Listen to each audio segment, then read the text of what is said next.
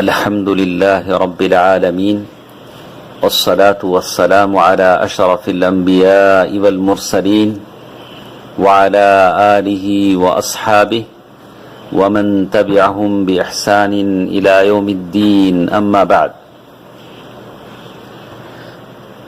محترم حضرات و خواتین، اللہ تبارک و تعالیٰ کا بڑا فضل و کرم ہے کہ رمضان کے اس مہینے میں جو قرآن کا مہینہ ہے، صبر کا مہینہ ہے، مواسات خیر خواہی کا مہینہ ہے، ہم ایک دوسرے سے خیر خواہی کرتے ہیں اور تقوی اختیار کرنے کا مہینہ ہے، اللہ کو راضی کرنے اور اس مہینے کی راتوں کو اللہ کے سامنے کھڑے ہو کر اللہ کو منانے کا یہ مہینہ ہے جس میں ہم دلوں کے اعمال کا یہ سلسلہ سن رہے ہیں.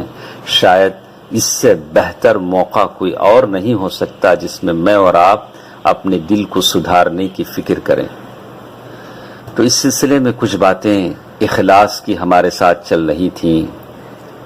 تو جس طرح ہر چیز کے اندر الگ الگ کیٹیگری ہوتے ہیں اور ان کے الگ الگ رتبے ہوتے ہیں، اور ان کے بالکل اسی طرح اخلاص کے اندر بھی دو رتبے پائے جاتے ہیں، دو الگ الگ درجات ہیں.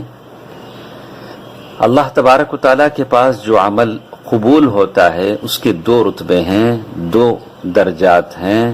ان میں سے ایک رتبہ دوسرے رتبے سے بڑھ کر ہے.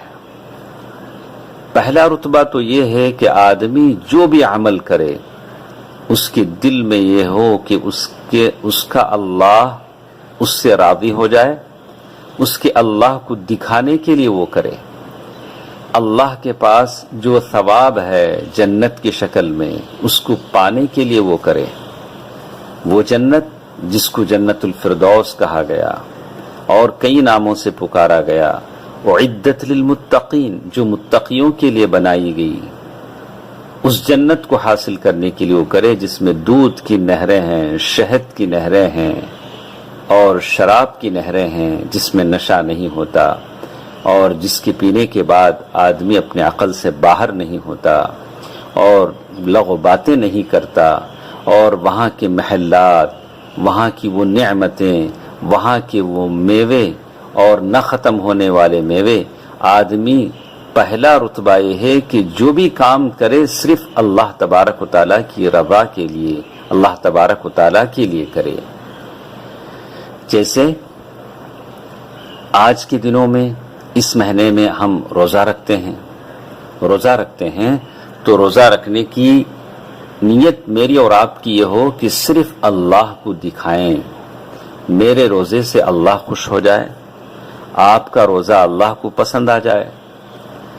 اس کے ساتھ اگر کوئی اور یہ رکھتا ہے، مطلب اگر آدمی اس کے ساتھ کسی طرح کی اور نیت نہ رکھے کہ میرا وزن کم ہو جائے، اللہ تبارک و تعالیٰ کے لیے روزہ رکھے اور اس کے ساتھ اس نیت کو شامل نہ کرے کہ میں روزہ اس لیے رکھ رہا ہوں کہ اللہ بھی خوش ہو جائے اور میرا جو جسم کا جو وزن بڑھ رہا ہے وہ بھی کم ہو جائے یا میری صحت بن جائے. جیسے کوئی اور آدمی ہے، کوئی اور نیکی کر رہا ہے تو اس سے وہ اللہ تبارک و تعالی کو راضی کرنے کی کوشش کرے، اور اس کے ضمن میں کوئی مباح نیت آتی ہے تو وہ نیت ہرگز نہ کرے. تو اخلاص کا پہلا رتبہ ہماری سمجھ میں آتا ہے کہ آدمی کوئی بھی عمل کرے تو صرف اللہ کو خوش کرنے کے لیے، اللہ کو دکھانے کے لیے کرے اور اس کے ساتھ کسی اور نیت کو شامل نہ کرے، گرچہ کہ وہ نیت مباح ہے، اچھی ہے. جیسے میں نے آپ کے سامنے مثال دیا کہ روزہ رکھ رہا ہے اور اللہ تبارک و تعالیٰ کو دکھانے کے لیے، اللہ کے لیے رکھ رہا ہے، ساتھ ساتھ یہ بھی نیت ہے اس کی کہ وزن گھٹ جائے، وزن کم ہو جائے، صحت بن جائے. اچھی بات ہے، لیکن یہ بھی وہ نیت نہ کرے، صرف اللہ تبارک و تعالیٰ کے لیے اس کو دکھانے کے لیے روزہ رکھے. یہ پہلا رتبہ ہے اخلاص کا.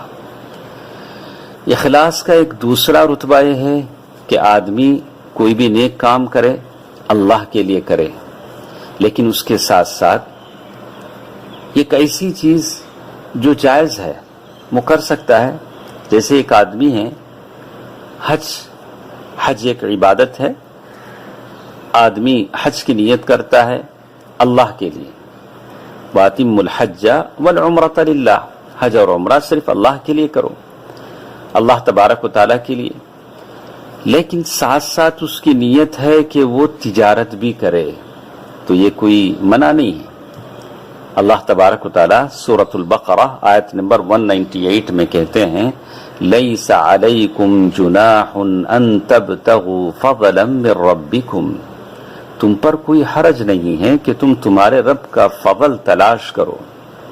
یعنی حج ختم ہونے کے بعد آدمی تجارت کر سکتا ہے،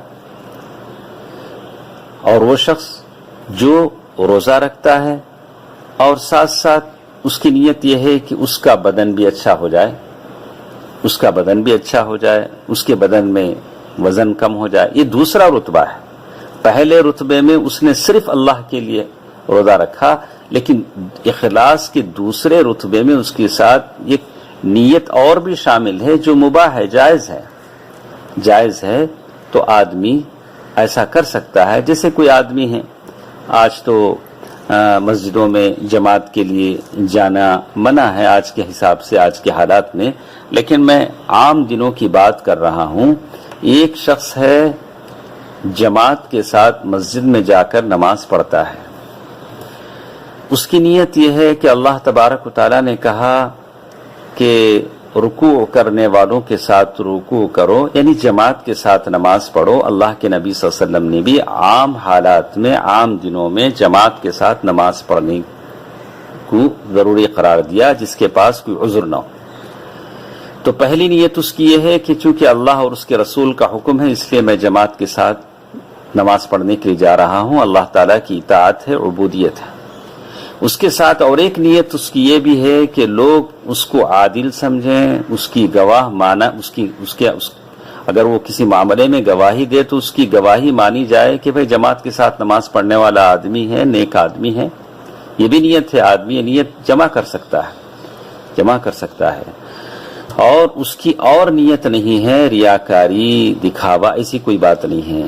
تو معلوم یہ ہوتا ہے کہ اخلاص کے دو درجے ہیں. پہلا درجہ یہ ہے کہ آپ کے اور میرے سارے کام صرف اور صرف اللہ تبارک و تعالیٰ کے لیے ہوں، اس کے اندر کوئی اور غرض شامل نہ ہو، گرچہ کہ وہ مقصد مقبول ہے، مباح ہے، اس میں کوئی خرابی نہیں. جیسے حج کرنے والا تجارت کی نیت سے جاتا ہے، روزہ رکھنے والا وزن کم کرنے کی نیت رکھتا ہے، یہ اس کی وہ نیت شامل نہ ہو. یہ اخلاص کا پہلا درجہ ہے. اخلاص کا دوسرا درجہ یہ ہے کہ وہ اللہ تبارک و تعالیٰ کے لیے کام کرے، عمل کرے، لیکن ساتھ ساتھ ایک مباح جو نیت ہے، یعنی روزہ رکھ رہا ہے اللہ کے لیے، اللہ تبارک و تعالیٰ کی رضا کے لیے، ساتھ ساتھ اپنی صحت کی بھی اس کی نیت ہے، صحت بنانے کی بھی نیت ہے، تو رکھ سکتا ہے، کوئی حرج نہیں ہے.